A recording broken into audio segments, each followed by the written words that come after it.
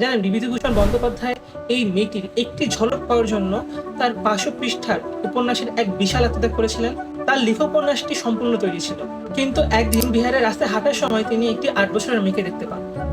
উস্কো খুস্কো চুল হাওয়ায় উঠছে, চোখে এক অদ্ভুত উজ্জ্বলতা আর মুখে এক মিষ্টি বিষণ্ণতা। এই সবকিছু বিভূতিভূষণকে বেশ আকর্ষণ করে। তার মনে হলো যতক্ষণ না এই মেয়েটি তার উপন্যাসের অংশ হচ্ছে, ততক্ষণ তার উপন্যাসের সবকটি পৃষ্ঠার একেবারে প্রাণহীন। লেখক নিজের ঘরে ফিরে এসে তার লেখা উপন্যাসের সবকটি পৃষ্ঠার প্রায় টুকরো টুকরো করে ছেড়ে ফেললেন এবং আবার নতুন করে উপন্যাস লিখতে শুরু করলেন এই মেয়েটিকে উপন্যাসের কেন্দ্রবিন্দু করে। আর সেই মেয়েটি পরবর্তী সময় বাংলা সাহিত্যে এক অমর চরিত্র দুর্গা হিসেবে আত্মপ্রকাশ করে। এর পরবর্তী সময়ে সত্যজিৎ রায় যখন এই সৃষ্টিকে পর্দার বুকে সকলের সামনে তুলে ধরেন, তখন আমরা পেলাম কালজয়ী সিনেমা পথের পাঁচালী। তো পরের বার যখনই আপনি এই পথের পাঁচালী পড়বেন বা দেখবেন, এই দুর্গা চরিত্রকে অবশ্যই মনে রাখবেন। একটি মাত্র ঝলক পাওয়ার জন্য লেখক 1 নিমেষে তার 500 পৃষ্ঠার এক বিশাল আত্মত্যাগ করেছিলেন।